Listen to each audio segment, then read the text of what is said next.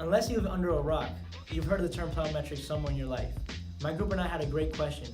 Does including plyometrics in your workouts improve your swim time? We came to a conclusion that I can't wait to tell you about. But first, we'll explain what plyometrics are while showing you some common plyo exercises. We'll also be providing the evidence that we found when it comes to deciding whether or not you should add the plyometrics to your exercise regimen. Plyometrics are exercises in which muscles exert maximum force in short intervals of time with the goal of increasing power.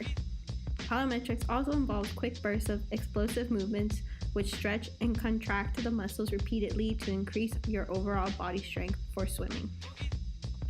The two factors associated with plyometrics are the relationship between force and length of the muscle and the relationship between force and velocity of the muscle contraction. A muscle that is extended beyond its resting length generates more strength due to a rise in tension levels on the passive connective tissue components of the movement. A muscle generates the largest strength with a negative velocity of contraction, that is, during the eccentric contraction. The more abruptly the movement stops when the muscle is extended, the greater is the value of the force generated.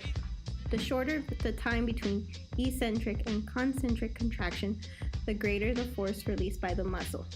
The force generated by muscles is limited by their physiological elasticity dependent on muscle tissue resistance. So does it help you swim faster? Our studies have shown us that it reduces overall swim time by taking off your starting block start time, adding general explosiveness, and improving your tumble turns. A study by Bobby Carpenter in 2017 showed that by including plyometrics on the lower body showed improvements in velocity, acceleration, and jumping. The explosion strength built through plyometrics helps swimmers to transition more quickly through water upon entering the pool.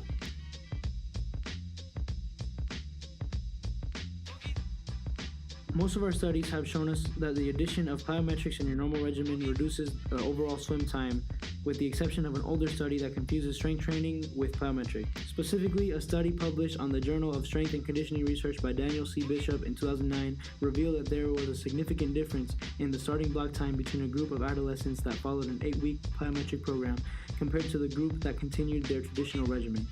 Since plyometrics focuses on maximum force in the shortest amount of time, the addition of plyometrics helped them produce more power for the starting block time.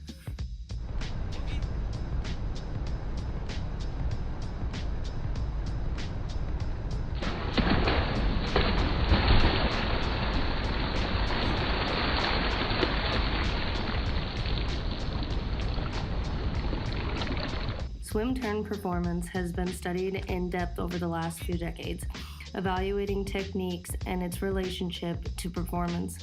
Thayer and Hayes stated that turns comprised up to 33% of total race time in short course competitions.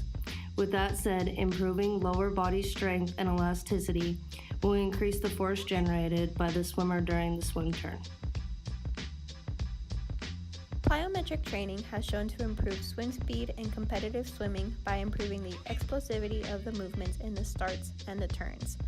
There has been little to no evidence on long distance or marathon swimming, which could be because of the different forms of starting.